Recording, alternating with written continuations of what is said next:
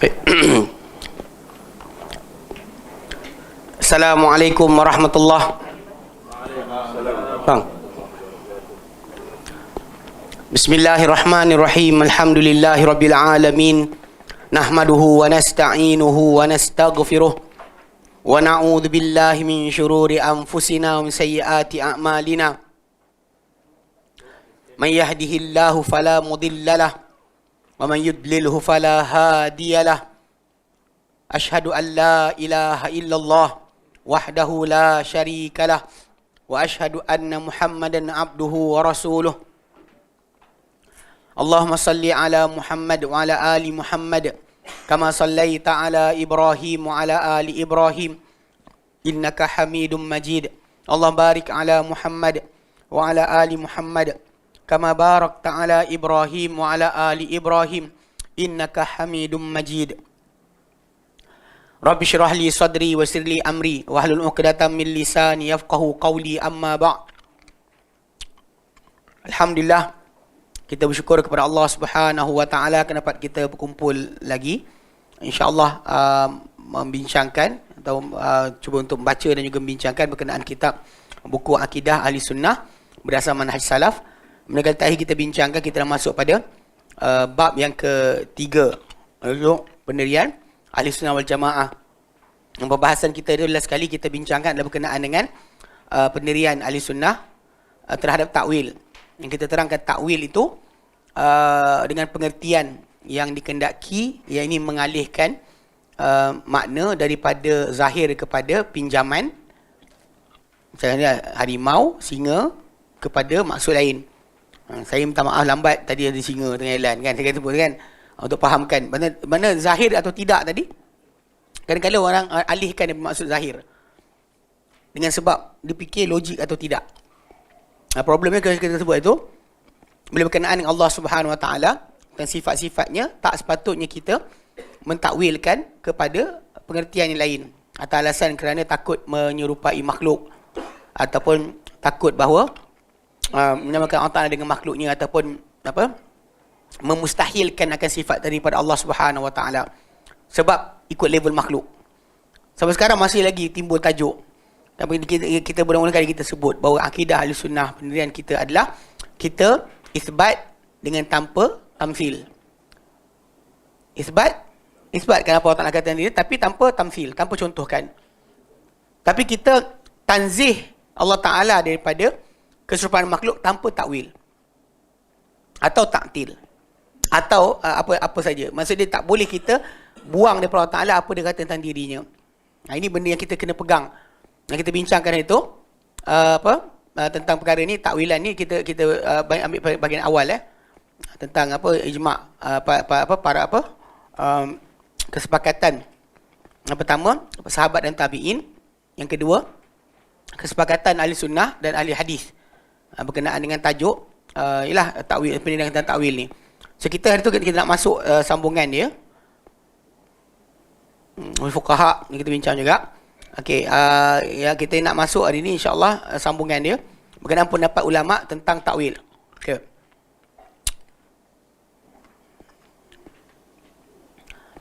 Dia kata kat sini, ramai dalam kalangan ulama yang menyatakan pendirian mereka tentang takwil. Ramai para ulama menyatakan pendirian mereka tentang takwil. Maksud dia yang tersebut adalah, maksud takwil itu bukan takwil zaman salafus salih punya pemahaman. Aisyah radhiyallahu anha faham takwil itu maksud dia pelaksanaan apa diperintahkan. Bila Nabi SAW mula tukar tasbih baginda ketika rukuk dan sujud, tidak lagi dengan lafaz biasa, tapi bunyi dia subhanakallahumma bihamdika Allahumma ghfirli. Aisyah tanya Nabi, kenapa kau tukar? Yang biasa kau sebut subhanallah a'la, subhanallah azim. Tiba-tiba satu peringkat, tiba kau tukar dengan menafaskan subhanakallahumma rabbana wa bihamdika Allahumma ghfirli. Okey, jazakallahu khair. Okey. So ketika tu Nabi SAW kata, aku diberikan Allah Ta'ala satu tanda, bila aku lihat aku kena buat. Itu merujuk kepada surah An-Nasr. Kan Allah Ta'ala katakan idza jaa nasrullahi wal fath, bila datang pertolongan Allah Ta'ala dan juga kemenangan itu penaklukan. Wa ra'aitan nasa, dan kau akan lihat manusia saya yadkhuluna fi dinillahi afwaja, akan masuk ke dalam agama Allah Ta'ala berbondong-bondong. Bila kau nampak benda tu, fasabbih bihamdi rabbika wastaghfirhu, maka bertasbih dan memuji Tuhanmu dan minta ampun kepadanya, innahu kana tawwaba. Bahkan Ibnu Abbas faham daripada ayat berkenaan ini takziah Allah Taala Nabi akan mati. Okey, itu sudut asal. Tapi bila Nabi tukar sebutan tu, Aisyah kata Nabi mentakwilkan perintah Allah Taala tadi. Ini melaksanakan. Itu maksud dia. Kalau kata macam Imam Tabari, Imam Tabari rahimahullah, ulama tafsir, dia sebut takwil tu adalah dengan maksud tafsir. Dia takwil qauluhu ta'ala, takwil firman Allah Ta'ala. Dia bukan maksud lain. Cuma mutakhirin, orang-orang yang kemudian mula mengubah maksud takwil dengan tafsir itu dibezakan dengan alasan untuk menambah kepada pemahaman Al-Quran atau hadis tadi dengan maksud baru, maksud yang dua. Kita tak nak macam ni. Kadang-kadang benda ni juga boleh namakan, kadang ada orang kata tadabbur. Dia tak nak yang disebut tu, kita nak apa di belakang dia, apa di sebaliknya, apa di sebaliknya. Atau kadang-kadang ada sebaru orang tu, dia baca Al-Quran, ini ada ustaz dia baca Quran, thumma stawa 'alal arsh, dia kata saya nak tadabbur, tak nak tafsir. Maksud dia? Apa maksud dia? Saya tak nak bincang tafsir ayat ni, saya bincang tadabbur dia. So dia kadang-kadang dia takkan pergi kepada zahir lafaz tadi, tapi dia akan cuba untuk memperbagaikan sudut-sudut yang tak kelihatan dalam pengertian yang ada. Itu masalah sebenarnya. Kalau semua orang berpegang dengan satu bentuk yang sama daripada tafsiran, dan tak ada masalah. Tapi dalam masalah dia ada cuba macam lari daripada tafsiran, pergi kononnya takwilan. Apa takwilan ayat ni? Apa yang tak zahir di situ? Apa yang tersembunyi daripada makna ayat berkenaan? Ini kadang-kadang kita perhatikan berlaku masyarakat kita. Konon nak korek-korek kalimah ni maksud apa dan ni apa-apa sebagainya. Dia punya perbuatan yang kadang-kadang tak betul pun. Tak betul pun dengan apa dikehendaki. Kadang-kadang banyak je orang yang belajar takwil tinggal solat pun ada. Pada takwil, kalau ikut tafsir, perintah Allah Ta'ala aqimus solah lah. Tapi dia tak lah. Kenapa solat? Sebab apa kalimah solat ni macam ni? Sebab apa Allah Ta'ala kata qiyam? Sebab apa? Dia akan question banyak sampai last sekali, akhirnya perbincangan berkenaan dengan hukum hakam solat tak bincang. Kewajipan melaksanakan solat pun tak perlu. Akhirnya. Sebab apa? Sebab kita, Allah Ta'ala turunkan Quran untuk ditadabbur, dia kata. Habis. Baik. Okay, pendapat Al-Quran. Okay, jadi sekarang ni maksud dia, kita bincang ni, takwil yang kita faham ni adalah masalah pengalihan maksud dari zahir kepada pinjaman. Daripada hakiki kepada majazi. Ini kita nak fahamkan apa maksud bila kita ada pendapat para ulama tentang takwil. So, perbuatan mengalihkan maksud ayat tadi atau kalimah tadi dari zahir maksud kepada maksud pinjaman. Yang mana kita kata berkenaan asma dan sifat Allah Ta'ala yang akan jadi tajuk besar. Okay, ramai di kalangan para ulama, di kalangan ulama yang menyatakan pendapat mereka tentang takwil.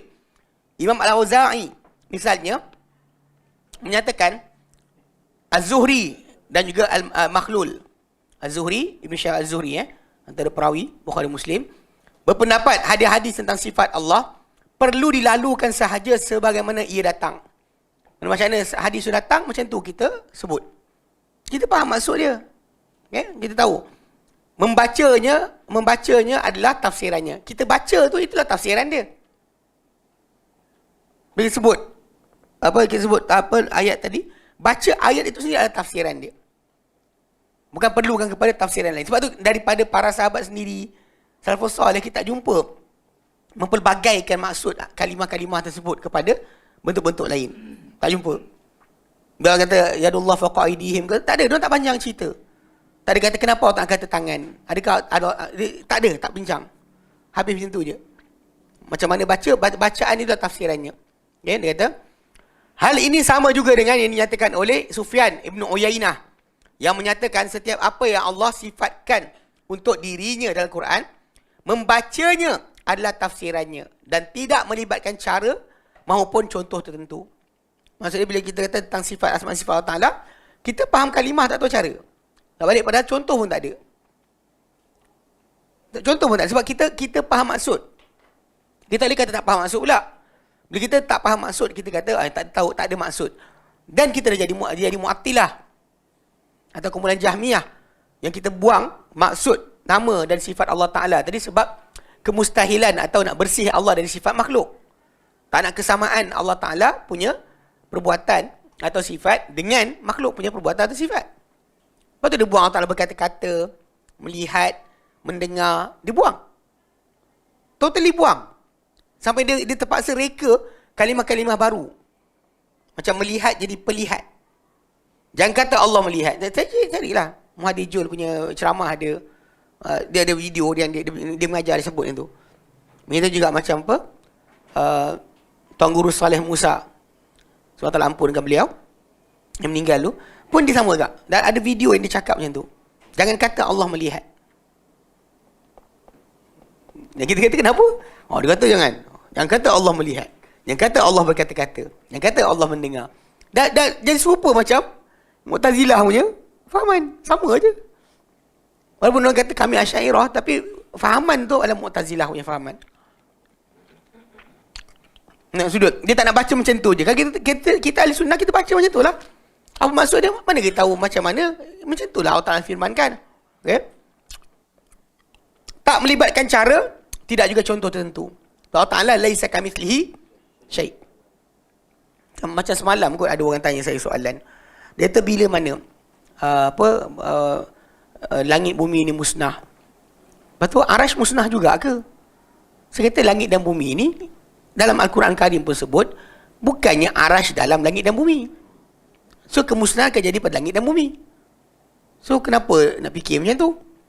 Lepas tu dia tanya soalan tambahan. Tapi kawan saya kata kalau arash tu ada, kalau seperti akhir malam Allah tinggalkan turun ke langit dunia, jadi arash kosong. Saya kata bila dia bayangkan Allah macam kita, macam saya ada kat sini, tak ada kat rumah saya. Ini makhluk. Allah Ta'ala maha tinggi daripada dibandingkan serupa macam makhluk. Awak sebut kata macam tu sebab awak dah turun ke Allah kepada level makhluk. Sebab tu awak cuba takwil. Awak kata tak boleh jadi macam ni. Kalau macam ni. Sedangkan ketika buat contoh tu, awak dah bandingkan Allah dengan makhluk. Sebenarnya. Betul awak kata tak boleh macam ni. Kalau ada dekat sini, tak ada dekat Korea. Ada dekat Korea, tak ada dekat Jepun. Ada dekat Jepun, tak ada dekat Amerika Syarikat. Ini makhluk. Adapun Allah Subhanahu Wa Taala maha tinggi, maha besar daripada disamakan dengan makhluk. Dia kata di atas arash. Atas arash lah. Dia kata sepertiga akhir malam dia turun. Dia kata turun lah. Oh sibuk apa? Bahkan arash tu akan dibawa pada kiamat nanti oleh 8 malaikat. Bahkan sebelum langit dan bumi siap, diciptakan 50 ribu tahun sebelum ciptakan langit dan bumi, diciptakan qalam. Dan diciptakan takdir. Allah suruh qalam, tuliskan. 50 ribu tahun. Dan ketika itu arash Allah telah pun ada. Bukan kena ada langit bumi baru ada arash. Apa pasal ni? Betul kata. Tapi kalau ada kat sini, tak ada kat sini. Ada kat sini. Itu kita. Allah Ta'ala tidak dibayangkan sedemikian. Awak kata ada sini, tak ada sini, ada sini, tak ada sini. Maksudnya awak dah samakan Allah dengan makhluk. Sebab kita faham kalimah.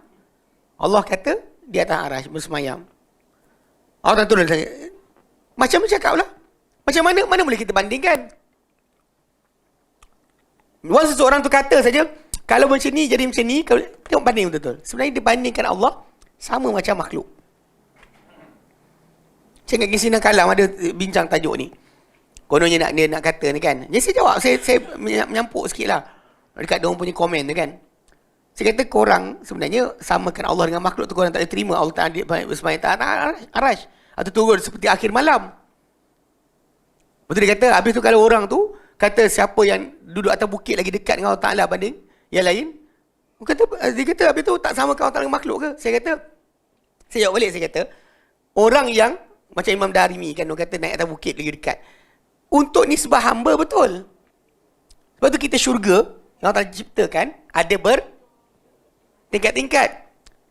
Syurga paling bagus, paling elok, paling bawah. Paling atas. Nabi suruh kita kalau minta syurga Allah Ta'ala yang tertinggi. Firdaus Al-A'la. Syurga paling tengah, paling atas. Bumbung syurga tersebut Arash Ar-Rahman. Untuk nisbah kita betul lah. Nisbah makhluk, bila kita makin dekat, yang ni akan jauh lah. Kita lebih dekat banding dia. Tapi Allah SWT tak ada bandingan macam tu. Untuk nisbah kita, betul. Siapa atas bukit lebih dekat banding siapa bawah bukit. Untuk nisbah kita. Adapun untuk Allah Ta'ala, kita tak kata macam tu. Kita kata sedemikian. Orang itu, ya, betul, dia paling dekat. Allah Ta'ala akan dekatkan dia. Sebab tu ada malaikat Muqarrabin tu, sebab yang dekat, yang hampir. Memanglah malaikat yang dekat, yang hampir sebut kan. Memanglah benda tu lain kalimah tu ada. Macam mana tu kita tak boleh bayangkan. Jadi pelik kan kita berduduk dalam keadaan duduk dalam masyarakat ni. Yang ada PhD, yang kononnya belajar tinggi.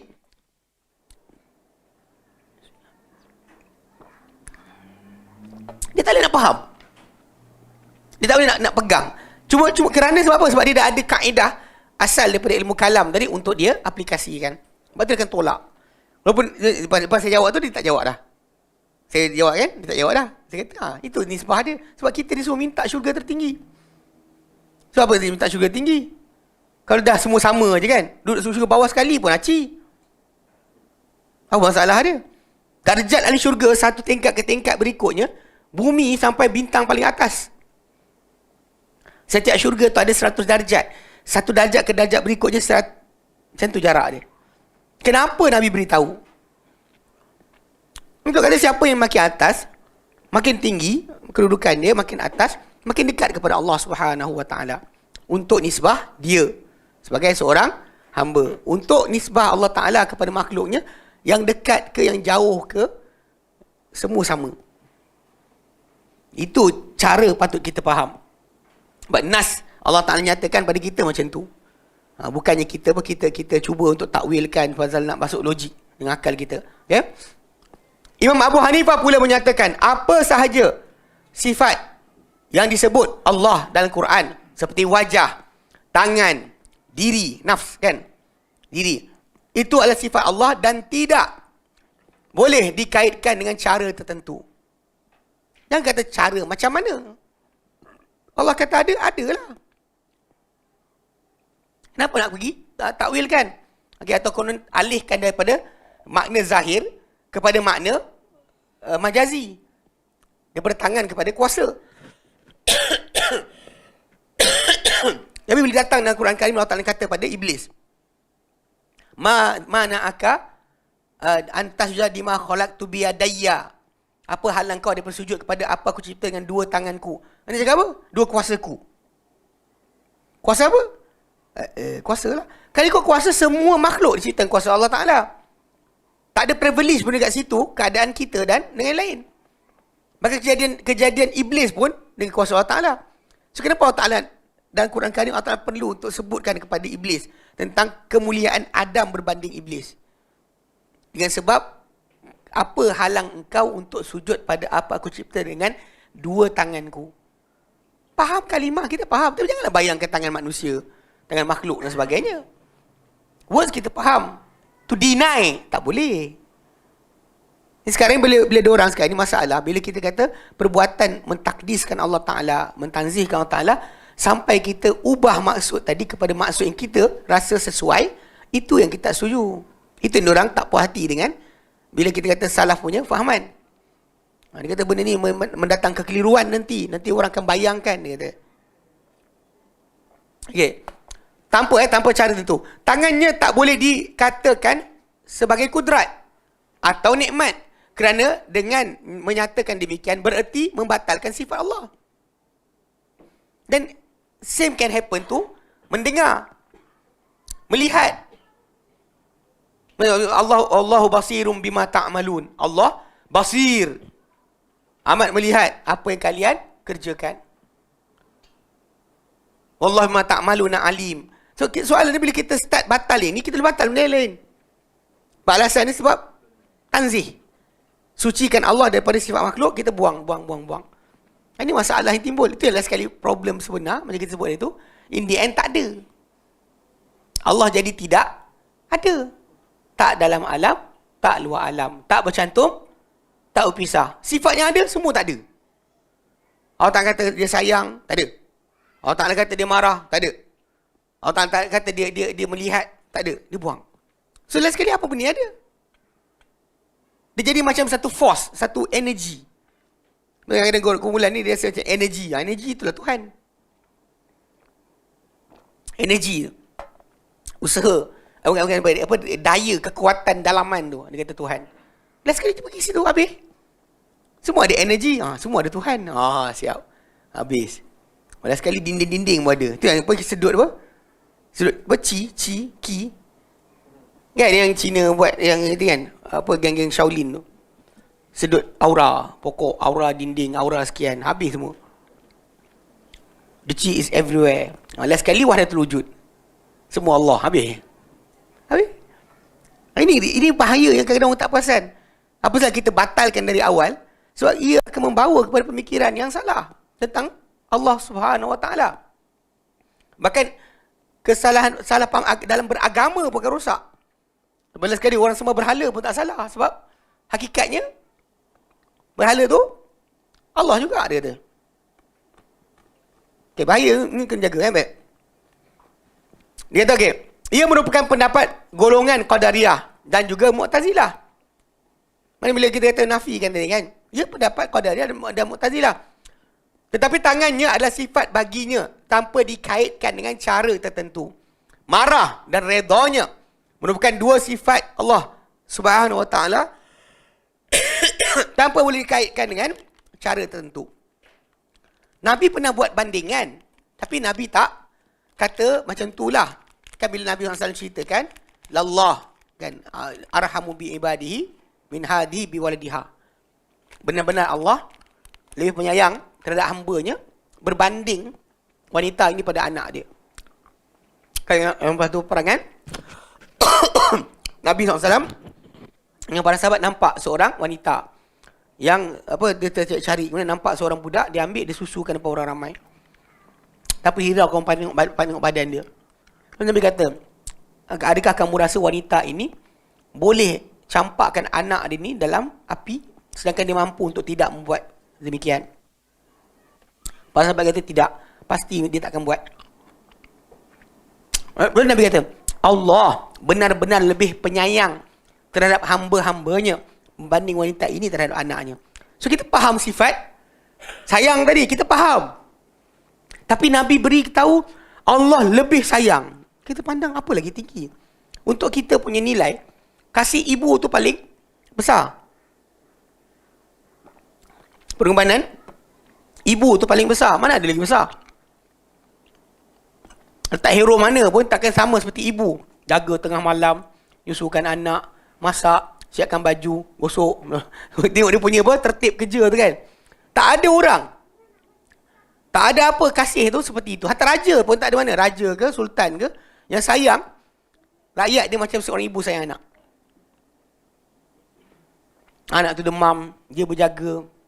Duduk, tengok anak dia. 3-4 minit ambil sekian-sekian. 3 minit datang balik. Mana ada orang macam tu? Mana ada sayang yang macam tu lagi? Tapi bila Nabi kata Allah lebih sayang hamba-hambanya berbanding wanita ni sayang pada anak dia. Mana dia tak boleh kita nak bayangkan. Tak ada imajinasi. Tapi sayang itu kita faham. Jangan kita tak faham sayang tu apa. Benar-benar Allah lebih sayang. Arhamu. Memang ada, kita faham lah maksud. Jangan kita tak faham maksud. Apa sayang? Alah, macam makan roti. Sayang macam makan roti. Tengok roti, oh sedapnya. Atau macam makan apa? Kambing uli. Oh, makan. Itu kan sayang. Faham tak? Dua sayang yang Nabi sebut tadi kan. Belas yang ada tadi dipahamkan oleh Nabi dengan perbuatan wanita tadi. So kita faham kalimah belas atau sayang tadi. Mana jangan tak faham pula. Tapi cuma kadar bandingan, tak ada bandingan dia. Tak ada yang equivalent. Tak ada yang setara. Itu maksud yang bila Nabi sebut macam tu. Bukan Nabi nafikan daripada Allah Ta'ala akan sifat sayang tadi. Marah Allah Ta'ala macam tu juga. sayang Allah Ta'ala macam tu juga. Itu semua sekali adalah apa yang kita panggil sebagai apa? Sebagai pemahaman maksud. Maksud. Tetapi untuk contoh atau cara, kita takkan bincang. Untuk faham maksud, ya. Ada contoh Nabi berikan. Sampai kita faham maksud yang dikehendaki. Daripada nama dan sifat Allah Ta'ala tadi. Apa maksud dia? Kita faham. Tapi cara dan juga keserupaan, kita akan sentiasa tidak boleh buat. Sebab Allah Ta'ala laisa kamitslihi syai'. Tidak ada seumpamanya satu benda pun. So when somebody say macam, tak boleh. Macam je habis. Sebab tu kalau kumpulan yang ikut ahli kalam ni, kalau dia kata nak kata kita ni mentajsimkan Allah Ta'ala, sejak bila? Sebab kata Allah ada tangan. Kita kata apa yang layak dengan apa Allah Ta'ala kata tentang dirinya. Kita tak boleh bandingkan. Nak nafi tak boleh. Tajuk dia tak boleh nafi. Ada orang kata tak boleh terjemah. Allah tak nak ada yad. Apa yad? Tak tahu? Bila awak nafikan maksud, awak tak tahu benda tu, awak nafikan juga pengertian. Allah ada wajah. Ada. Apa tu wajah? Tak tahu? Awak kata tak tahu maksud dia? Awak nafikan maksud. Ini taktil dipanggil. Kita abaikan maksud. Sedangkan Allah Ta'ala beritahu kita, macam ulang kali, berkali disebut. Kita beriman untuk beramal. Kita beriman Allah turun seperti akhir malam untuk kita bangun berdoa pada waktu tersebut. Bukan kita nak bincang turun macam mana. Tak, sikit pun tidak. Ia adalah berkaitan tajuk masalah apa patut kita buat pada waktu itu. Kenapa doa waktu ini? Kalau nak kita kata, Abah, kenapa doa waktu ni makbul? Sebab Nabi kata Allah turun ke langit dunia. Allah tak seru, tak ada kesiapa yang minta aku berikan. Kena jawab macam tu lah. Kita kata macam, tak tahu rahmat Allah turun time ni. Nabi tak kata macam tu. Nabi tak kata rahmat turun. Lepas tu bila kita fahamkan balik sudut iman kita untuk amal. Bukan iman saja. Kita iman ada konteks untuk amal. Okay. Sorry macam mana batuk. Okay. Dia kata Imam Abu Muhammad Al-Juwaini, ayahanda kepada Imam Al-Haramain. Imam Al-Haramain. Ini kalau kita katakan dia Imam Ghazali di antara ni lah, di antara yang mengislamkan ilmu kalam. Dengan filosofi Greek tu jadi Islam dengan mereka. So, dia fascinated. Tapi memang dia sendiri pun lepas daripada terlibat ilmu kalam, dia menyesal. Dia menyesal. Keterlibatan dia dengan ilmu kalam ni, dia menyesal. Tapi ni kita dengar apa dia kata. Dia kata ayahanda kepada Imam Al-Haramain. Okay. Dia kata kami mengisbatkan tinggi Tuhan kita, keberadaannya di atas dan beristiwa di atas arash, sebagaimana yang layak dengan kebesaran dan keagungannya. Kebenaran jelas dalam perkara tersebut dan diterima dengan tenang oleh dada-dada manusia. Kita faham kalimah, macam ulang balik, tak tahu cara. Menafikan tak boleh. Ni bapa dia, anak dia tadi jadilah ulama ahli kalam. Imam Haramain Al-Juwaini, dia adalah kita panggil apa? Antara pelopor dalam tajuk ni. Okay. Tapi bapa dia, ni bapa dia cakap. Anak masuk ilmu kalam. Bapa kata macam ni. Ini bapa dia. So, dia kata kebenaran jelas pada perkara tersebut dan diterima dengan tenang oleh dada-dada manusia. Menyelewengkan maknanya, ia tahrif. Ditolak oleh akal fikiran yang sihat, seperti menyeleweng makna istiwa kepada istilah dan lain-lain.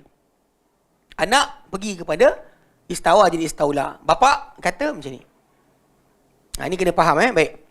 Kemudian Imam Abu Bakar Al-Khatib Al-Baghdadi menyatakan, mazhab salaf mengisbatkan dan berinteraksi dengan sifat Allah yang terdapat dalam sunnah yang sahih sebagaimana zahirnya dan menafikan penglibatan dengan cara tertentu dan penyerupaan dengan sebarang sifat makhluk. Ini realiti.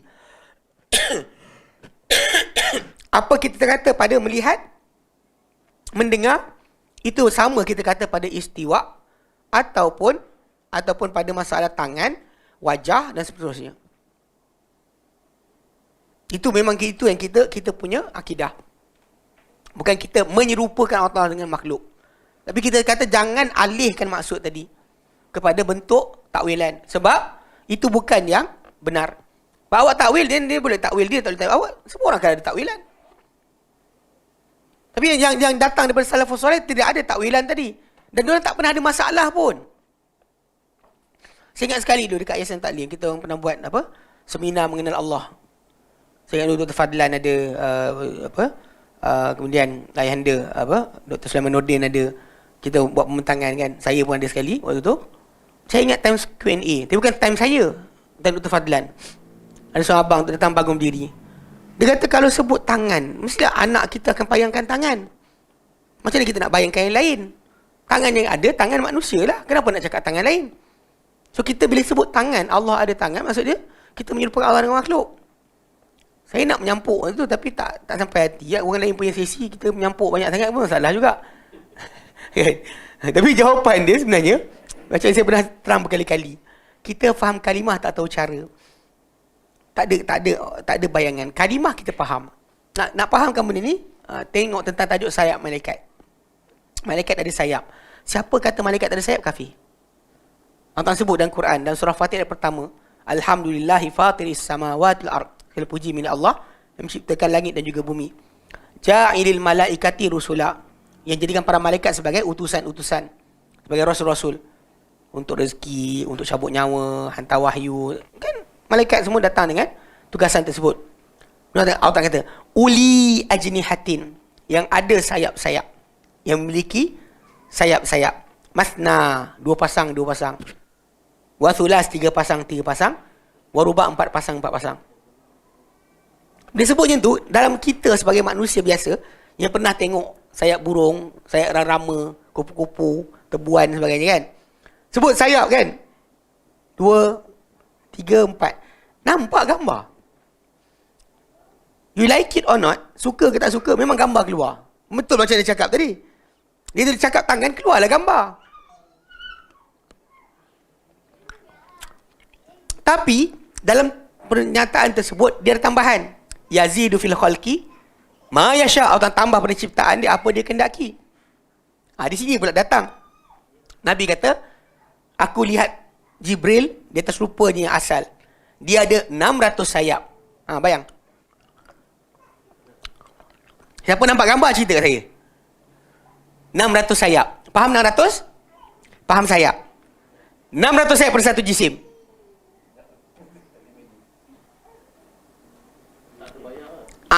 Awak faham kalimah kan? Itu contoh dia. Sebab tu masalah asal. Memang betul. Bila sebut sayap 2, 3, 4 tu, keluar gambar. Nak tak nak, kena pula tengok movie. Movie Mak Saleh. Wow, ada gambar, ada sayap. Wow, ada sayap kan? Okay. Tengok cerita Mak Saleh, ada gambar. Jadi awak kan keluar gambar lah. Gambar sayap empati, sayap helang, semua keluar. Tapi bila awak tak kata, dia tambah pada ciptaan apa dia nak. Dan Nabi sebut, aku lihat Jibril atas rupa yang asal. Dia ada 600 sayap. Terus jadi kalimah faham? Kan? Sayap faham? 600 faham? 600 faham sayap dalam satu badan. 600 lah. Dan setiap sayap itu fizikal. Satu sayap dibuka, Nabi kata, gelap timur ke barat. Bukan horsepower Yang buat lawak lah macam horsepower ke Ustaz? 600 horsepower. Yang lain 2 horsepower. Ni 600 horsepower. Tak cakap yang tu pun. Sayap is sayap. You know the words, you don't know how. Kalau pada malaikat pun kita tak boleh nak, lebih pada Allah lagi lah. Itu contoh equivalent kita nak faham. Tahu kalimah, tak tahu cara. Kata tangan, faham kalimah. Tapi tak ada cara. Bagi Allah tak ada contoh. Itu yang berkali-kali kita nak kena tekankan. Orang tak faham lagi. Dia kata jisimkan Tuhan, jisimkan Tuhan. Tang mana? Mujassimah. Soalan tak ada zat. Allah tak ada zat tak? Dia. Pasal kalau ikut geng-geng ahli kalam, Allah Ta'ala tu tak ada zat. Sebab apa tak ada zat? Sebab bila dikatakan lihat Allah Ta'ala hari kiamat nanti, kan geng-geng sidang kalam, dia kata Allah tak ada depan orang tu, tapi ada cipta image dekat mata. Di mata tu dicipta image. Sedepan tu tak ada.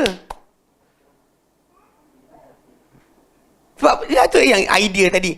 Tak ada dalam alam, tak ada luar alam, tak ada tak macam tak bisa sebab tak ada. Konon tak boleh kata ada. Tak boleh kata ada. Kalau dia kata ada hijab. Apa sebab tak ada pula? Kalau ada hijab, maksud dia ada tak belakang hijab? Mestilah ada, takkan tak ada pula. Tak ada. Ada hijab je. Kurang ni. Nampak tak? Kita faham kalimah tapi tak tahu cara tu je. Nabi kata Allah ada hijab. Hijabuhu nur. Hijab dia adalah cahaya. Janganlah kita kata tak ada kot. Cahaya tu dia kot. Cahaya dia pula. Pula. Ini jaga-jaga. Sebenarnya bahaya benda kat sini macam tu. Kita ada kumpulan ahli kalam dengan geng-geng ni, dia rosakkan pemikiran manusia macam tu. Walaupun sebenarnya ikut kepada akidah yang benar yang diajarkan Al-Quran dan Sunnah, tak ada sebarang contradiction. Tak ada pertentangan pun. Sebut kata tangan ke wajah ke sebagainya, semua tu yang layak bagi Allah. Kita faham kalimah tapi tak tahu cara. Kata ada. Ada. Macam mana? Tunggu matilah. Dan mati pun kita bincang. Ya, di akhirat, dan kita dapat jawapan. Sekarang, tak ada siapa akan lihat Allah Ta'ala. Bahkan kita beriman dengan ghaib, bukan dengan nampak. Okey, dia kata apa?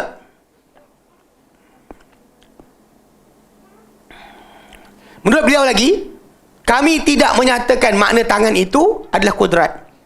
Dan makna samak dan basar itu bukan ilmu. Sebab ilmu itu ilmu. Ilmu itu ilmu.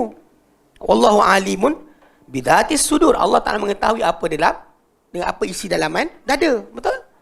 Tapi Allah Ta'ala sami'ud du'a. Betul, itu yang Ibrahim AS sebut. Ketika mana dia dapat Ismail dan Ishak. Dia kata alhamdulillahilladzi wahabali alal kibari Ismail wa Ishak. Sekali puji bagi Allah yang mengudiakan kepadaku ketika dah tua Ismail dan Ishak. Inna rabbi lasami'ud du'a. Sehingga Tuhanku benar-benar mendengar akan doa, mendengar akan seruan. Dengar suara lah. Takkan dengar gambar pula. Dengar gambar. Awak lihat suara. Tak kena. Awak faham kalimah kan? Itu kita faham kalimah. Tapi bukannya kita bandingkan Allah Ta'ala dengan makhluk. Okey, tak boleh cakap itu. Kami tidak mengatakan ia merupakan anggota badan. Tak cakap pun. Dia kata tangan, ada tangan. Badan, jangan bayangkan macam manusia, ada tangan, mesti ada badan. Dia kata ada tangan, tapi jangan kata tangan tu lekat kat mana. Start lah. Awak cuba bayangkan Allah seperti makhluk. Sebab tu awak akan nafikan. Dan kita kata ada lah. Macam mana tahu? Dia kata ada lah. Jangan cakap tak ada pula. Okay? Kami suka menyatakan ia wajib diisbatkan. Kata-kata dia lagi. Kami suka menyatakan ia wajib diisbatkan kerana ia sabit dengan sumber tauqifi. Sebab datang dengan nas. Datang dengan firman Allah Ta'ala, sabda Nabi. So, tauqifi maksud dia apa yang nas datang tanpa ijtihad kita memikirkan. Lepas tu kita kata wajib isbatkan. Cuma wajib menafikan penyerupaan dengan perkara yang baru kerana Allah berfirman. Tapi wajib kita nafikan keserupaan dengan makhluk. Kerana Allah Ta'ala firman dalam Quran surah Syura ayat ke-11, laisa kamitslihi syai'un. Tiada seperti seumpamanya sesuatu pun. Wa huwas samiul basir, dan dia maha mendengar lagi maha melihat. Tapi kat situ dia kata tak serupa. Tapi jangan nafikan langsung, isbat. Sebab sami' basir kita pun ada. Kita pun ada pendengaran, kita ada penglihatan, tapi bukan seperti penglihatan Allah Ta'ala atau pendengaran Allah Ta'ala. Allah mendengar dengan maha kuasa. Satu serentak kita cakap, dengan hiruk pikuk, semua makhluk bercakap dengan satu suara serentak, semua akan diberikan apa yang dia minta. Kita seorang cakap, dua orang cakap, kita dah start gagau. Tengah fikir, tu akan tanya. Tu jadi, apa kita cakap apa tadi?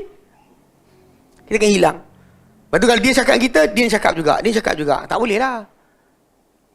Itu jadi masalah. Saya ingat kalau geng-geng jumpa geng-geng ahli bid'ah ni, bahkan geng sesat lah lebih jelas. Macam geng Kahal Al-Kadzab. Dia ketika kita duduk depan dia tu, Yang ni tanya soalan. Tengah kita jawab soalannya ni, yang ni menjawab. Ini tak habis lagi ni. Tengah cakap ini, yang ni menjawab. Lepas tu kita habis jawab ni, kita jawab ni pula, yang ni jawab. Yang ni pula nyampuk. Perbuatan mereka tu untuk keliru kan. Tajuk yang kita patut bincang A. Contoh macam, mana ada Nabi bukan Rasul bukan Nabi. Mana ada Rasul yang bukan Nabi. So dia kata Muhammad tu penutup Nabi. Kaha ni Rasul. Kita soalan bila Kaha jadi Nabi. Sebab Kaha tak jadi Nabi, pernah jadi Nabi. Bila dilantik? Itu soalan pertama. Sebab memang semua Nabi, semua Rasul itu Nabi. Bukan semua Nabi itu Rasul, betul? Itu kaedah yang kena faham. Kalau tak ada gelar pun, pada sudut masalah, contoh macam di syurga nanti kita bersama siapa, tak sebut Rasul. Allah sebut wa may yuti'illah war rasul. Masa mentaati Allah dengan Rasul, ayat 69 surah An-Nisa. Masa taati Allah dengan Rasul. Fa ulaika ma'al ladina an'ama Allahu 'alaihim minan nabiyyin.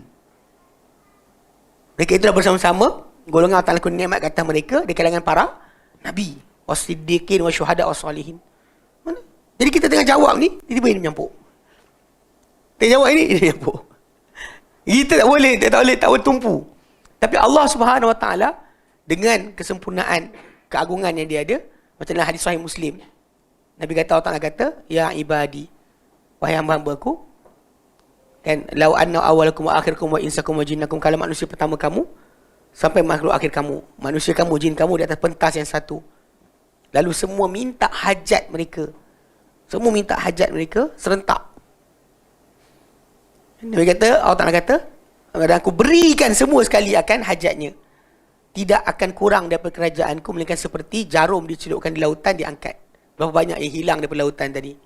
Okay. Sudut bab berkenaan khazanah kekayaan Allah Ta'ala, Allah Ta'ala tak pernah miskin dengan memberikan kita apa-apa. Tapi sudut lain, ada masalah apa? Mendengarnya Allah Ta'ala dengan kesempurnaan, yang mana boleh serentak tu semua bercakap dengan bahasa berbeza, dengan permintaan yang berlainan, tak ada seorang pun tak dapat benda diminta. Itu maha tingginya pendengaran Allah Subhanahu Wa Taala. Kita tak boleh kan, dua orang cakap dah kita dah gagau. Jadi tiga cakap, kejaplah satu-satu lah. Itu lain-lain. Nampak tak? Kita Allah Ta'ala tak macam tu. Jauh kita dengar. Perlahan kita dengar. Semalam kita dengar. Dia cakap bila? Semalam. Tak dengar. Kan? Esok tak dengar juga. Allah SWT pendengaran dia tidak seperti pendengarannya kita. Tapi pendengaran itu pendengaran. Mendengar tu tetap mendengar. Awak jangan nafikan sifat tersebut. Sebab Allah kata tidak seumpamanya sesuatu pun, tapi dia adalah maha mendengar lagi maha melihat. Ikut sifat itu kita nak nafikan, memang Allah sebut dalam surah Al-Insan. Allah katakan inna khalaqal insana min nutfatin amsyajin nabtalih. Kami ciptakan manusia daripada air campuran benih laki wanita. Kami nak uji dia. Faja'alnahu sami'an basira. Dan kami menjadikan dia mendengar lalu dan juga melihat. Ya, Allah Ta'ala sebut dalam surah Insan ayat kedua. Kita nak uji, maka Allah Ta'ala berikan kita pendengaran, penglihatan. So basic dia, benda ni bukan menyerupakan Allah dengan makhluk. Allah Ta'ala punya pendengaran bukan macam kita mendengar. Macam tu juga patut kita faham tentang mata, tangan, wajah dan seterusnya. Patut macam tu lah. Tak perlukan kepada nak takwil sebab apa? Keserupaan makhluk. Tak. Kalau tak ada, buang semua. Semua buang nanti. Tak ada apa tinggal kan. Itulah sekali, saya kata lah, saya ulang berkali-kali. Apa? Tak dalam, tak luar, tak bercantum, tak pisah. Ayat ni, sebab apa? Sebab dia punya idea tadi macam tu. So in the end, Allah, dia bukan tak ada tu tak ada. Maksud dia menyatu dengan ciptaan dia. Dalam saya ada awak, dalam sekian semua. Itu lagu Ibn Nasir tu, dalam aku ada dia. Dan dalam dia ada semua. Dalam aku ada dia. Dan dalam dia ada semua. Dia dua lagu. Itu lagu apa? Dalam aku ada dia. Dia ada semua. Tak ingat. Yang satu lagi Cermin Mimpi. Lagu Cermin Mimpi. Itu sama tak? Di dalam engkau aku melihat aku, dan kau aku lihat aku. Kita cuma sebenarnya kita adalah sama. Kau sama siapa? Ni jaga-jaga. Sebab last kali itulah penamat dia, bila dia kata tidak bercantum, tidak berpisah, tidak dalam, tidak luar. In the end, dia lah semua. Lepas tu orang push untuk fahaman wahdatul wujud tu, untuk diterima balik dalam masyarakat. Keluar daripada fatwa sini, keluar daripada sekian sini, lepas tu tarik balik. Sebab tengok orang-orang dah bising kan. Sebenarnya tajuk dia macam tu. Dia cuba test. Tengok. Orang okey tak? Okey. Lambat balik. Itu realiti yang kita faham balik. Sebenarnya benda tu lama dia nak buat balik tapi tak boleh. Sekarang ni kita dah faham dah sudut tadi. Kemudian memang betul perkumpulan yang kebetulan kat Malaysia ni pula, bila sebut tentang wahdatul wujud dan sebagainya, atau perkumpulan hakikat makrifat, majoriti tak solat. Sampai ada di kalangan mereka dia kata apa? Macam mana dia nak menyembah kepada dia yang mempunyai diri? Dia nak menyembah kepada diri dia sendiri. Kita cepat hal. Itu realiti yang masalah tadi.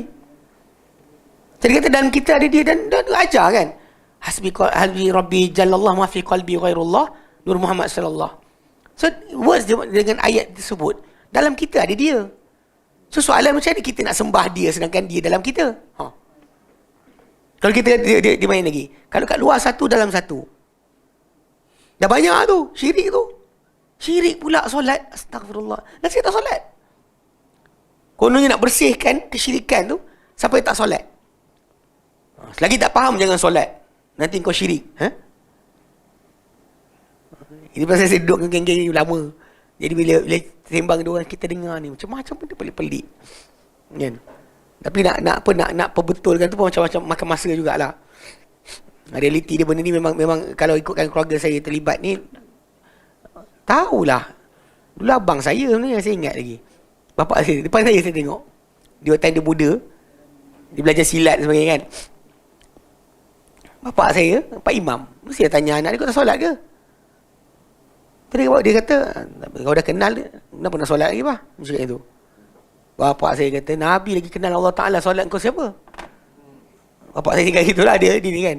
Bapak saya kasar sikit macam tu. Kau siapa kan? Ayat yang tu keluar lah. Tapi macam dalam peringkat masyarakat Malaysia ni, benda tu macam normal. Orang tak solat tu biasa. Sebab apa? Sebab tadilah. Itu benda dalaman, itu antara dengan Tuhan. Mana awak tahu, entah walaupun tak solat. Tapi hati dia ingat Allah Ta'ala. Dan dirikan solat untuk ingat Allah Ta'ala. Kau dah ingat, tak solat pun tak apa.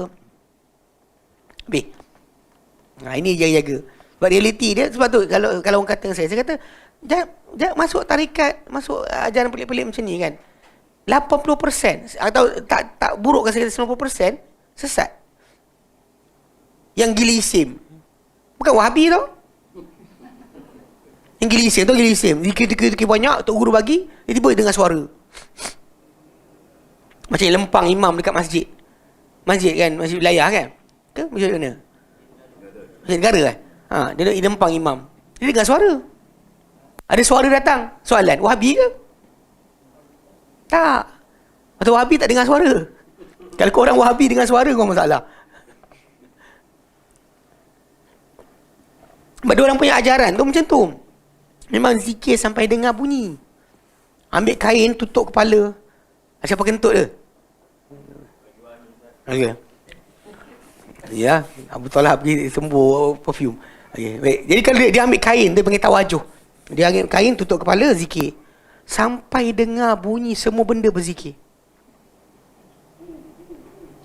Tu lagi gila. Jadi kat tahu.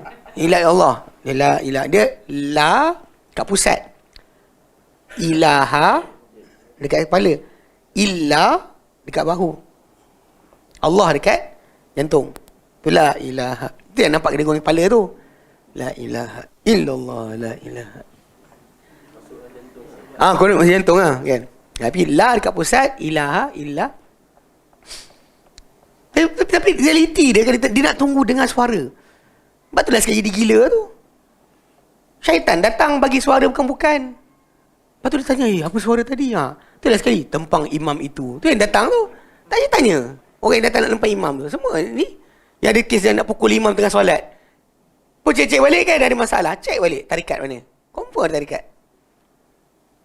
Orang gila biasa, duduk kat luar je makan dan sebagainya, duduk diam. Yang datang kacau imam ni. Mesti masalah geng-geng ni lah. So banyak orang tak faham bab ni. Sangat bahaya sebenarnya. Okey. Walam yakul lahu kufuwan ahad, dan tidak ada baginya bagi Allah Taala kufu yang setara, sekufu, setaraf, sedarjat, sebanding. Macam kita bab kahwin lah, laki-laki perempuan tapi sekufu. Dia setaraf. Ahad, sesiapa pun. So, tak ada. Sebab tu tak boleh kita nak bandingkan. Perbandingan itu adalah salah. Allah Ta'ala tak ada contoh untuk dibandingkan.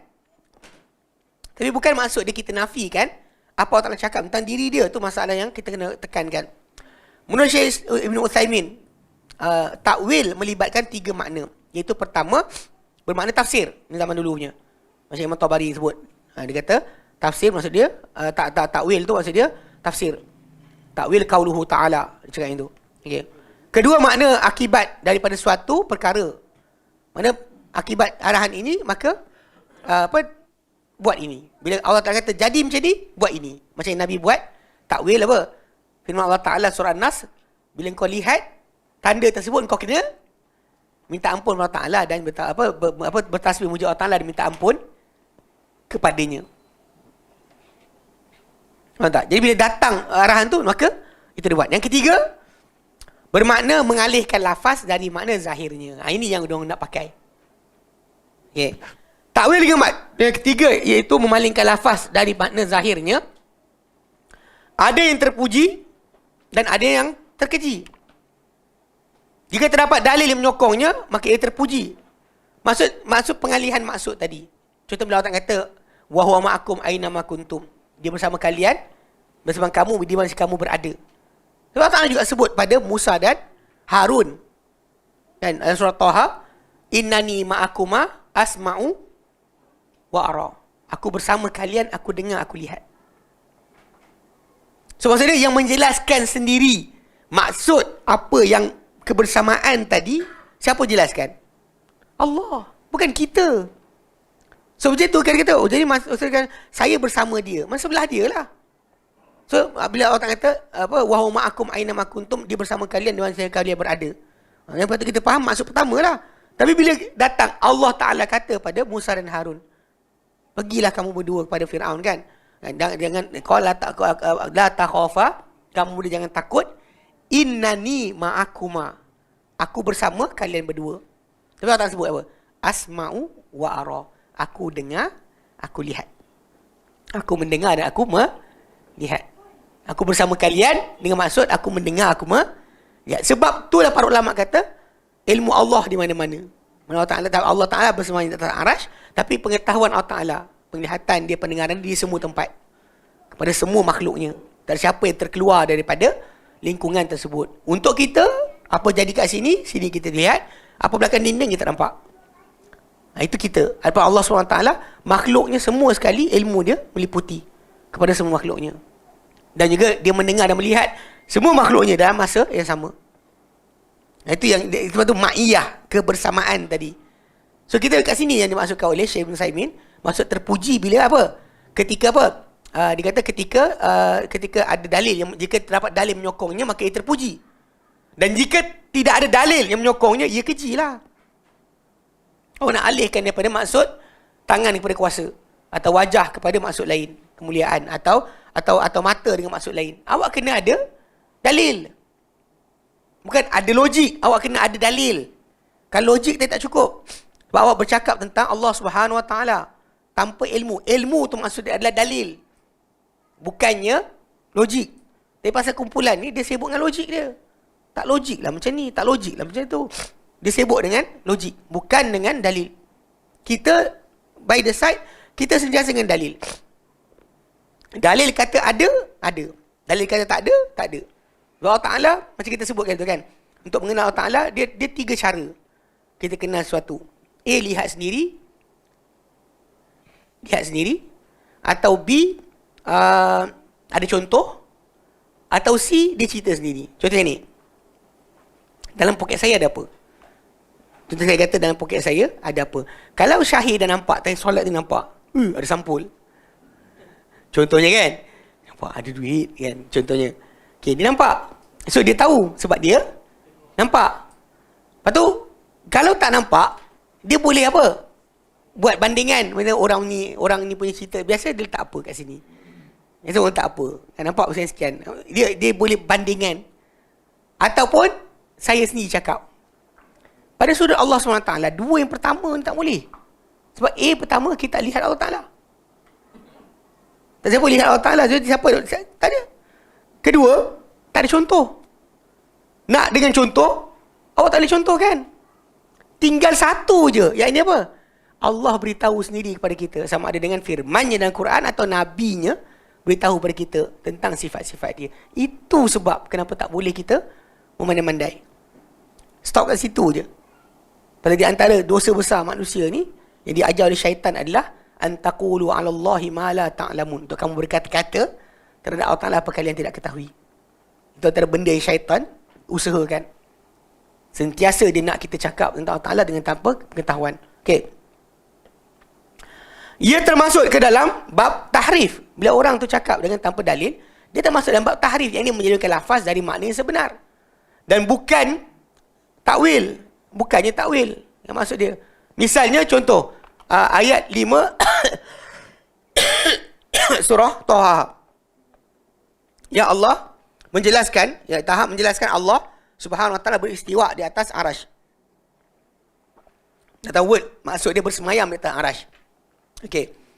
Zahir lafaz menunjukkan Allah Taala beristiwa atau bersemayam di atas arasy atau dia terangkan beristiwa atas atau bersemayam di atas arasy dan berada tinggi di atasnya. Itu maksud daripada apa Ar-Rahman Al-'Arsy Istawa. Okey.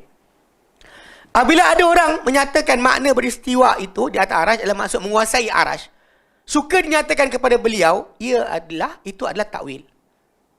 Itulah pengalihan makna daripada lafaz asal kepada lafaz yang pinjaman. Bahkan lafaz ini sebenarnya tidak pernah digunakan oleh orang Arab. Istawa jadi istaula. Kita buka dalam kamus lisan Arab, buka dalam kamus contoh macam Tahzibul Lughah ataupun kamus Mujamah Qais Lughah. Ini kamus lama. Kalau kamus yang baru ni kan, Mujamah Awsat sebagainya itu tak ni yang lama. Yang mana realiti yang lama, kamus yang lama ni memang dia akan datangkan bila kata cakap macam ni apa sebab, apa sumber dia. So dalam perbahasan tersebut kita buka dalam kitab lisan Arab sendiri, memang Ibnu Manzur Al-Ifriqi dia bawakan perbahasan tentang tajuk masalah istawa je istaula ni dibetulkan oleh seorang kepada orang lain. Dia kata ini salah, dia kata. Tak betul kata macam tu. Pasal istawa je istawa dengan maksud istaula ni tak pernah dipakai oleh orang Arab. Asalnya. Orang Arab tak pernah pakai. Meaning tadi tak pernah ada. Maksud menguasai. Bersemayam dengan maksud menguasai itu tak pernah ada. Okey, kerana dia telah memalingkan lafaz daripada makna zahirnya. Pasal makna zahir tu kita faham. Bersemayam, macam bersemayam raja di atas singgasana. Kita faham kalimah. Bersemayam, raja bersemayam. Tapi kita nak bandingkan Allah Ta'ala dengan makhluk, tak boleh. Tapi kita faham kalimah dia. Allah ada arash. Arash ada. Dia kata arash tak ada pula. Physically arash tu wujud. Lepas tu dia bahas pula. Tapi kalau arash tak ada, Allah nak lepak mana? Korang ni kan aku ketuk kepala tu. Kan? Dia start banding kita dengan Allah dengan makhluk.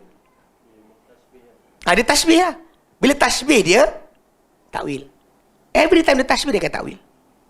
Punca dia sebab dia menyerupakan Allah dengan makhluk. Kita pula kita kata faham kalimah tak tahu cara.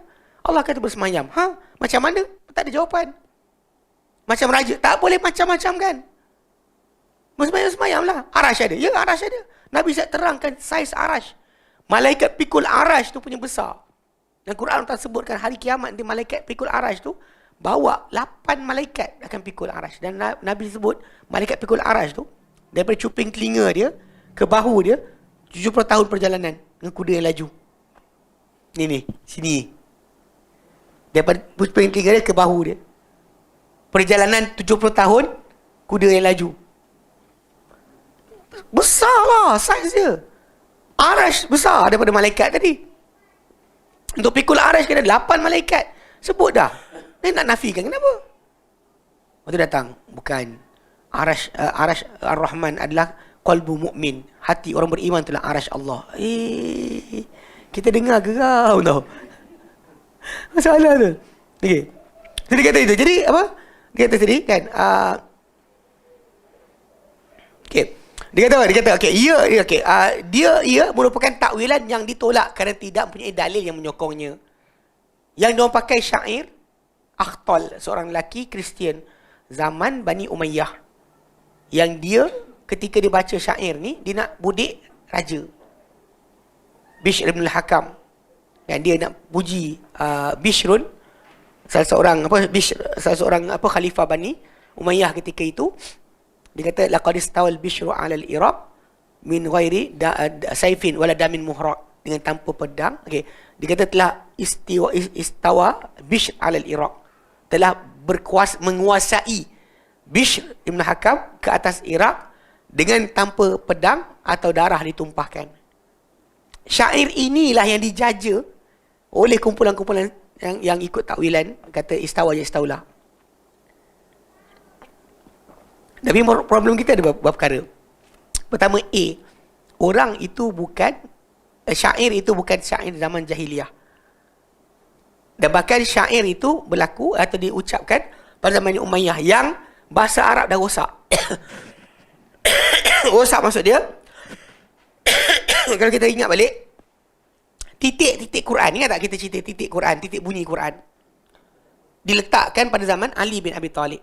Ali bin Abi Talib dia merintah zaman 35 sampai 40 Hijrah. Yang ini kisah ni jauh lagi. Akhtal ni tak hidup lagi. Dah berlepas lagi zaman tu. Dia tak sempat lagi untuk membesar pun ketika tu. Bahkan dia punya prime age dia ketika dia bersyair lepas 50 Hijrah.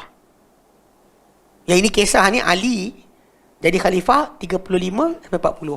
So ketika ini dah jadi rosak bahasa Arab sebab perkahwinan campur. Ketika itu Ali suruh pembantu dia Zalim bin Amr ataupun lebih dikenali sebagai Abu Aswad Adu Ali untuk letakkan titik-titik bunyi pada mushaf. So bayangkan kalau zaman ni dah macam tu, awak letak 20 tahun lepas tu. Tiba-tiba lelaki ni bersyair, syair dia pula tiba-tiba dia untuk akidah. Dan dia Kristian, bukan? Seorang Muslim. Banyak perkara timbul kat situ. Lepas tu, ada meaning menguasai, maksud dia, tadi tak ada siapa kuasai, sekarang saya naik, saya kuasai. Faham? Menguasai tu, maksud dia benda tu asal kosong, atau ada orang lain duduk, saya take over. Itu istaula. Itu maksud istaula. So, untuk meaning tersebut kena pada Allah Ta'ala, siapa pula yang duduk di arash sebelum Allah Ta'ala? Allah Ta'ala kuasai dari siapa? Soalan tu akan timbul. Faham tak? Soalan tu akan timbul. Kenapa? Dari siapa? Dari siapa dikuasai? Semua benda ni adalah kekeliruan yang datang. Sebab tu kalau orang tu kata istaula tidak datang dari bahasa Arab. Ayat lagi dahsyat lah. Yang dikatakan oleh ahli bahasa, tak pernah orang Arab guna kalimah tu dengan maksud macam tu. Never been used. Dan ini kita faham dalam masalah bahasa, tahun demi tahun perkembangan bertukar, memang bahasa tu akan bertukar. Maksud baru akan masuk. Contoh macam gila. Dalam bahasa Melayu asal, gila tu tak waras lah. Tapi kalau untuk orang moden, gila tu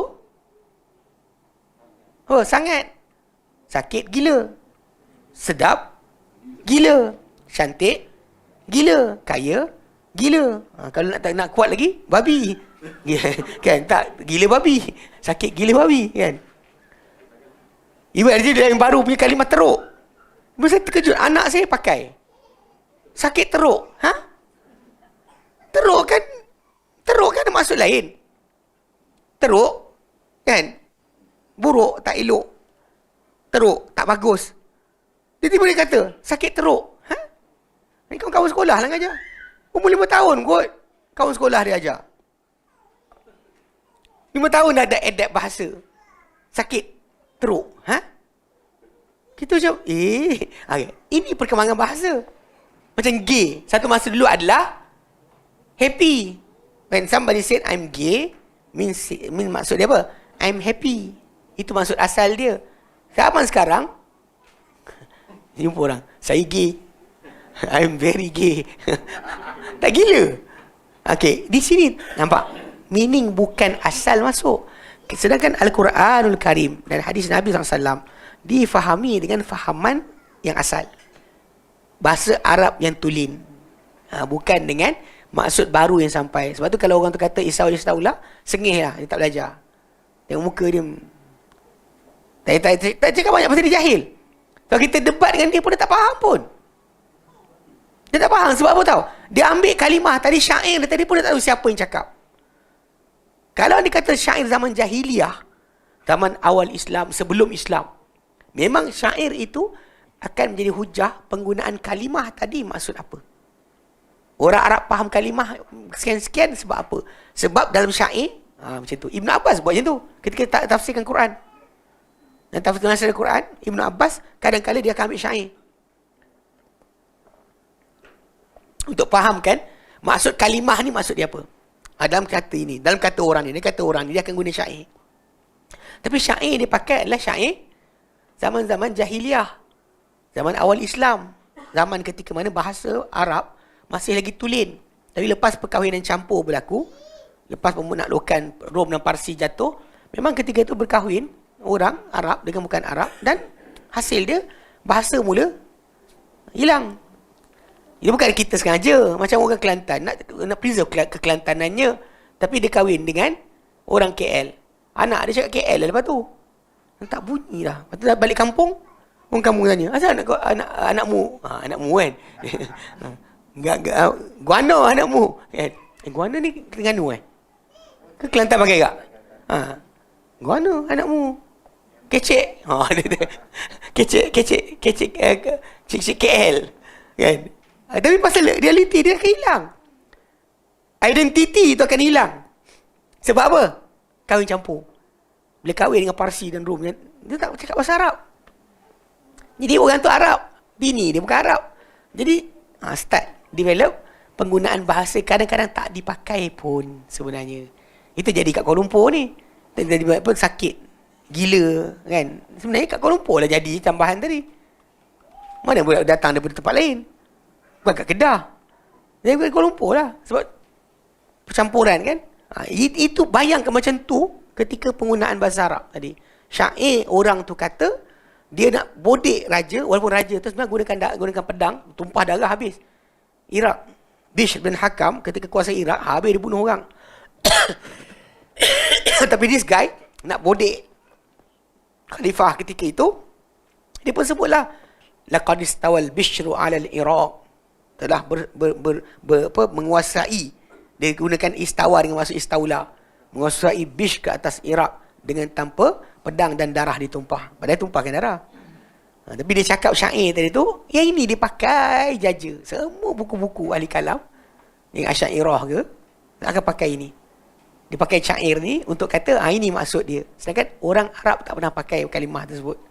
Ini pengalihan bahasa kalimah tadi. Sebab dia kata ini bukan takwil yang ditolak kerana tiada mempunyai dalil yang menyokongnya. Bahkan dalil yang ada menyalahinya. Takwil yang sahih sebenarnya adalah tafsir kerana terdapat dalil yang menyokongnya. Maksud asal takwil adalah tafsir. Bukannya takwil tu maksud dia alih maksud zahir kepada maksud pinjaman kerana kemustahilan dengan akal.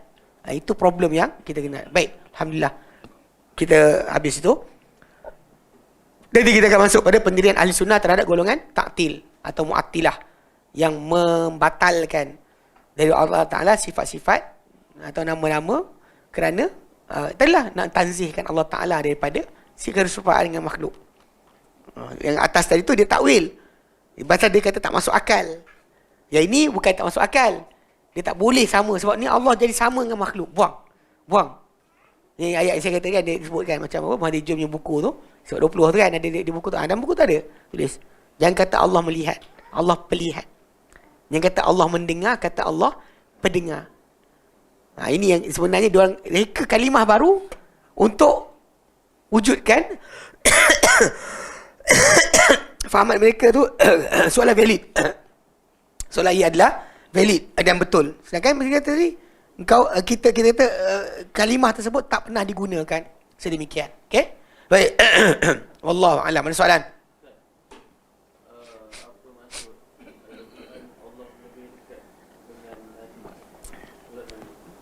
Wa nahnu aqrabu ilaihi minhum minkum min okey, dia ada dua ayat.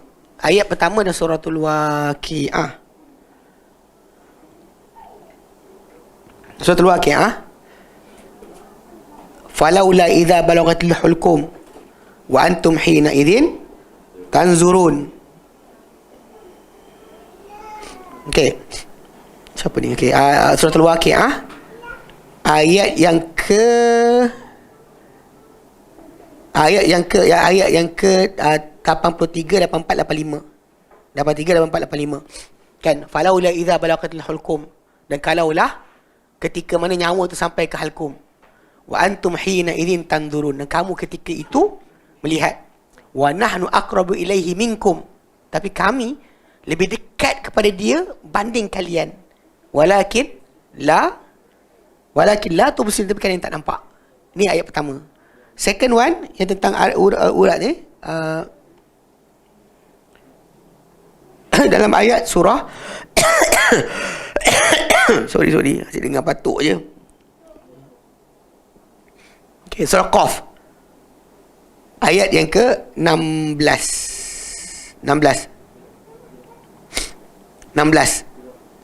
Allah walaqad khalaqnal insana wa na'lamu ma tuwaswisu bihi nafsuh. Kami telah ciptakan manusia dan kami tahu apa diwaswaskan, dibisikkan dalam oleh diri dia sendiri. Wa nahnu aqrabu ilaihi min hablil warid, dan kami lebih dekat kepada dia berbanding hablil warid ni, urat tengkuk dia ni. Uratnya urat apa ni? Urat merih Melayu ni kan. Baik. Dua ayat tadi berikan gambaran sebutan berkenaan dekatnya Allah Taala kepada makhluknya. Ya, betul. Yang kata tak bertempat dan sebagainya. Tapi dalam masa yang sama, kita ulang balik.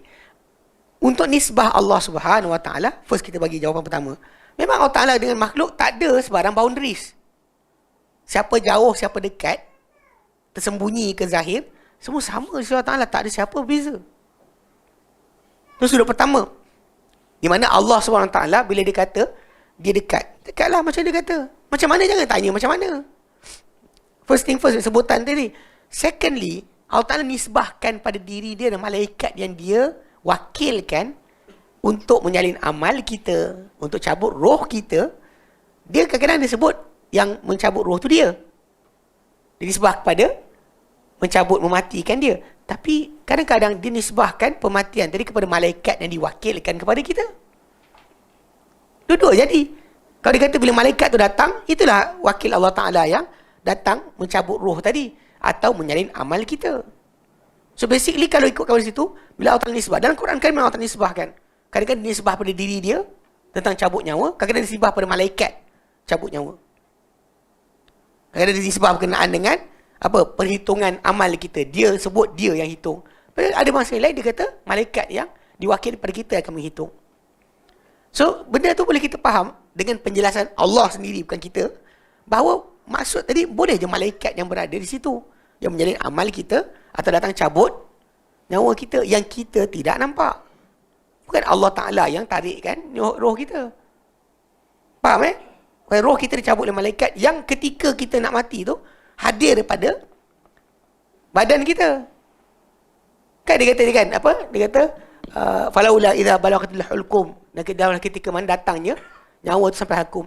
Wa antum hina idzin tanzurun, dan kamu ketika itu benar-benar melihat. Wa nahnu aqrabu ilaihi minkum, dan kami lebih dekat kepada dia banding kalian. Walakin la tubsirun. Kalau kita tanya soalan, bawa hadis semua yang datang ketika kita nak mati, siapa yang hadir datang ambil nyawa kita? Malaikat. Malaikat. Itu Allah sebut dalam Quran kan, dalam surah Sajadah. Bagi yang baca lah kan. Apa? Qul yatawaffakum malakul mautil ladzi wukila bikum. Katakan Muhammad akan matikan kalian, malaikat maut yang diwakilkan dengan kalian. Itu pasal bila Allah Ta'ala nisbahkan pada diri dia sekali-sekala, dan nisbah pada malaikat pun sekali-sekala. So kita ada masalah kat situ. Sebab yang datang tu, malaikat tadi, dia wakil Allah Ta'ala. Mana apa terjadi sebagainya, bukan di luar kawasan pengawasan Allah Ta'ala pun. Itu maksud dia. Macam juga masalah tadi, walaqad insana wa na'lamu ma tuwaswisu bihi nafsuh. Dan kami telah ciptakan manusia dan kami tahu apa diwaswaskan oleh jiwa dia sendiri. Wa nahnu aqrabu ilaihi min hablil warid. Kami lebih dekat kepada dia berbanding urat tengkuk dia sendiri. Maka kita tahu itu pengetahuan Allah Ta'ala. Allah Ta'ala kata apa? Wallahu alimun bidhatis sudur. Allah Ta'ala mengetahui apa dalam dada. Jangan kata Allah Ta'ala turun pula duduk dalam dada awak. Salah lah. Maka saya jumpa ada orang, dia kata, kenapa Allah Ta'ala tahu apa dalam hati kita? Saya kata, sebab Allah Ta'ala maha berkuasa lah. Tak, dia kata, dalam hati kita ada dia.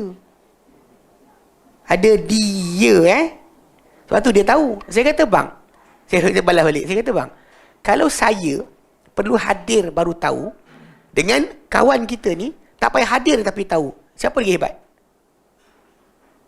Saya kena hadir, baru saya tahu apa jadi. Dia tak hadir pun tahu.